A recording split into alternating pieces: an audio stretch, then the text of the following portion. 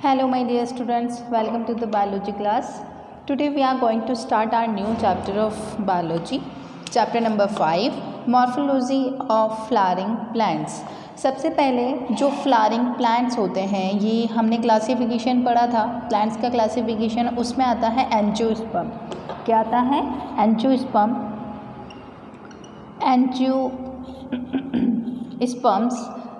Angiosperms कौन से plants होते हैं जो फ्लावर को बियर करते हैं. ठीक है, मतलब जिन भी प्लांट्स में फ्लावर आते हैं वो किस ग्रुप से बिलोंग करते हैं? एंजियोस्पर्म से बिलोंग करते हैं. ठीक है, अब कोई भी एक प्लांट है उसको आप जब उसको बाहर से देखते हैं तो जो भी उसकी स्ट्रक्चर है वो क्या कहलाती है? मॉर्फोलॉजी कहलाती है. मतलब आउटर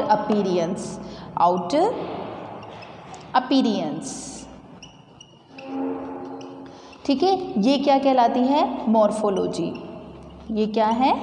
मॉर्फोलॉजी किसी भी चीज़ की. ठीक है, मॉर्फोलॉजी किसी भी चीज़ की हो सकती है. जैसे कि ये पेन है तो इसकी मॉर्फोलॉजी क्या है कि ये इसका शेप जो है वो सिलेंड्रिकल है, इसमें एक निप निकली हुई है, इसका अपर पार्ट जो है वो ब्लू कलर का है and lower part middle part and lower part जो है वो इसका वाइट कलर का है. इसके ऊपर कुछ अलग कलर से कुछ रिटर्न है फॉर्म में है.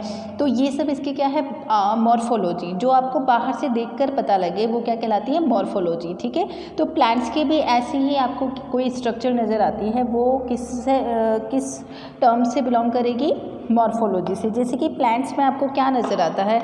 मैं अगर प्लांट बनाऊं तो यहाँ पर ये है किसी भी प्लांट की स्टेम और ये है ब्रांचेस और ब्रांचेस पे अलग ही होती है लीव्स. ठीक है, तो ये क्या है? Stem and this is leaf. यहाँ ये क्या है? रूट्स. और यहाँ पर क्या लगा हो सकता है? फ्लावर लगा हो सकता है.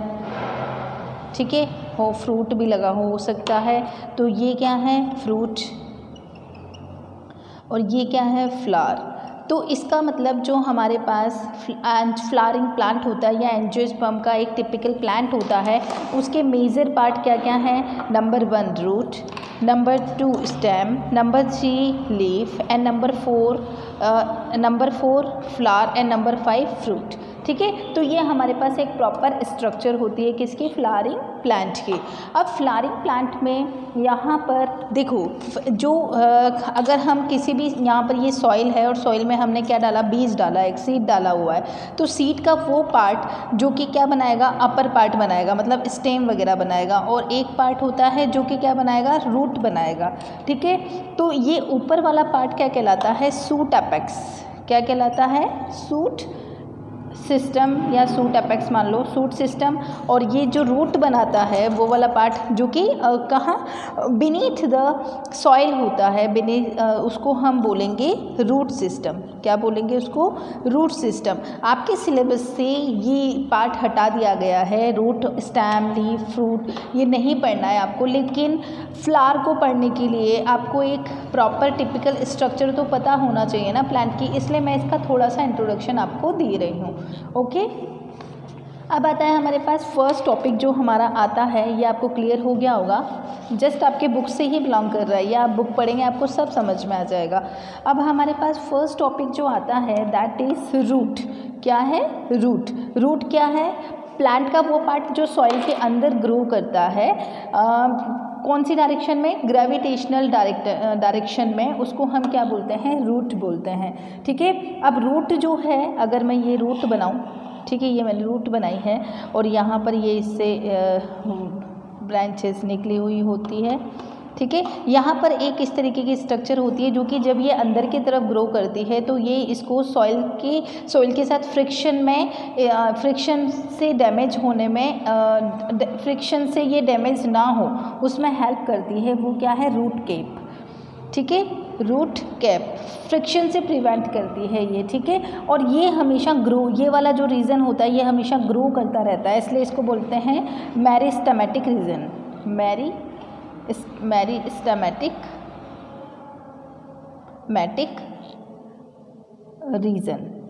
जो हमेशा ग्रो करता रहेगा, जिसमें हमेशा क्या होता रहता है, डिवीज़न होता रहता है, तो वो क्या कहलाता है, मेरिस्टेमेटिक रीजन। ये वाला पार्ट लंबाई में ग्रो करता है, इसलिए इसको बोलते हैं इलोंगेशन रीजन, ठीक है, या रीजन ऑफ इलोंगेशन भी बोल सकते हैं, ठीक है। और ये होता है मैच्योर पार्ट, ये पूरी तरीके से मैच्योर हो जाता है, जो कि अब बहुत ज़्यादा ग्रो नहीं करेगा, तो इसको बोलेंगे मैच्योरेशन रीजन, ठीक है। तो और ये क्या है, रूट हेयर, ये क्या निकले हुए हैं, रूट हेयर, जो कि क्या करते हैं, वाटर को एब्जॉर्ब करते हैं। तो ये हमारे पास हो गई रूट। अब आता है रूट के मॉडिफिकेशन, मतलब रूट जो है वो किस किस चीज़ में चेंज हो सकती है। तो रूट का क्या काम होता है, जनरली वाटर एंड किसको एब्जॉर्ब करना, मिनरल्स को एब्जॉर्ब करना। लेकिन इसके अलावा भी अगर रूट कोई काम करती है तो उसको हम बोलते हैं मॉडिफिकेशन ऑफ रूट।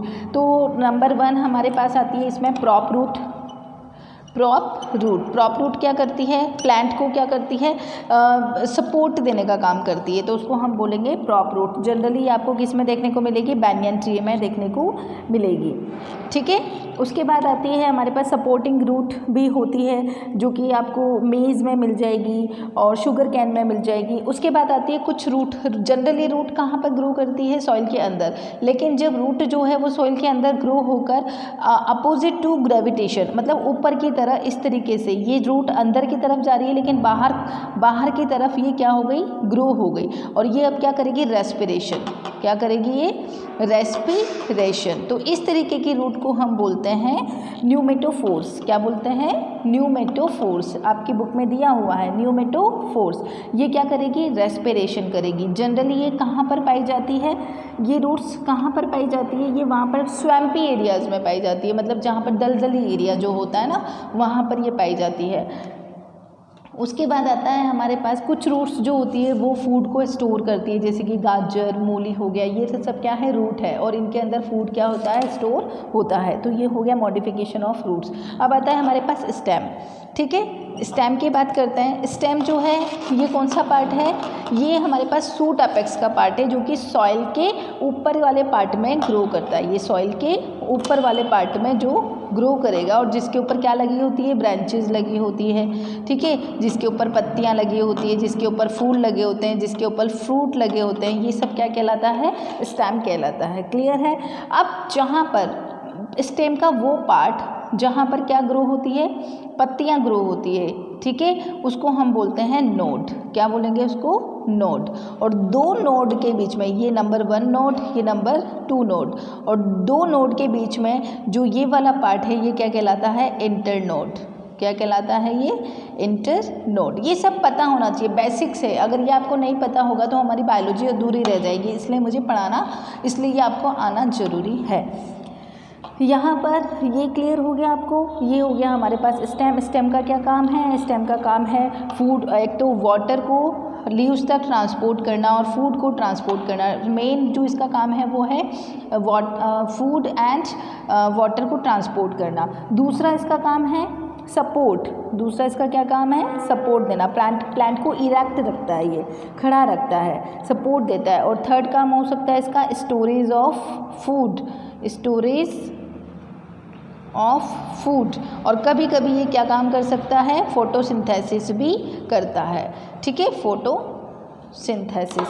तो ये हो गया हमारे पास स्टेम। अब स्टेम जो होता है वो उसके अंदर कांटे होते हैं, कभी कभी स्टेम के ऊपर इस तरीके से कांटे होते हैं। बहुत नाजुक सा स्टेम होता है, जैसे कि मनी प्लांट, ठीक है। मनी प्लांट में बहुत ही सॉफ्ट स्टेम होता है और वो सीधा खड़ा नहीं हो सकता, तो उसमें इस तरीके से थोन या टेंड्रिल्स निकले होते हैं जो कि ऊपर चढ़ने में उसको हेल्प करते हैं। तो इस तरीके से ये मॉडिफिकेशन ऑफ स्टेम है, टेंड्रिल्स और थोन, कुछ कभी कभी कांटे भी निकले होते हैं इसके ऊपर, तो ये इसके मॉडिफिकेशंस हैं। उसके बाद आता है कुछ स्टेम जो होते हैं वो सॉइल के अंदर ग्रो होते हैं और फूड को स्टोर करके रखते हैं, जैसे कि आलू हो गया और ये अरबी हो गई। ये सब किसके एग्जाम्पल हैं, स्टेम के एग्जाम्पल हैं। उसके बाद आता है हमारे पास कभी कभी जो है वो जो स्टेम है वो क्या काम करता है, फोटोसिंथेसिस भी करता है। मतलब उसके अंदर क्या प्रेजेंट होता है, क्लोरोफिल प्रेजेंट होता है। तो क्लोरोफिल किस में प्रेजेंट होता है, ये ओपेंशिया में। इसका एग्जाम्पल है, फ्लैटेंड हो जाती है इसकी जो स्टेम है वो चपटा हो जाता है, फ्लैटेंड हो जाता है और फोटोसिंथेसिस का काम करता है, जो कि है ओपेंशिया। नागफनी जिसका एग्जाम्पल है। तो ये हो गया हमारे पास स्टेम, ठीक है। अब आता है हमारे पास नेक्स्ट लीफ। लीफ क्या है? लीफ नोड पर पाई जाने वाली एक आउट ग्रोथ है प्लांट के ऊपर, फ्लावरिंग प्लांट में जो प्रेजेंट होती है या किसी भी प्लांट में प्रेजेंट होती है, वो क्या है? लीफ है, ठीक है। लीफ अब आता है हमारे पास लीफ जो है उसकी स्ट्रक्चर अगर हम देखें तो ये इस लीफ के बारे में हम नेक्स्ट लेक्चर में डिस्कस करेंगे, ठीक है। Till then take care my dear student.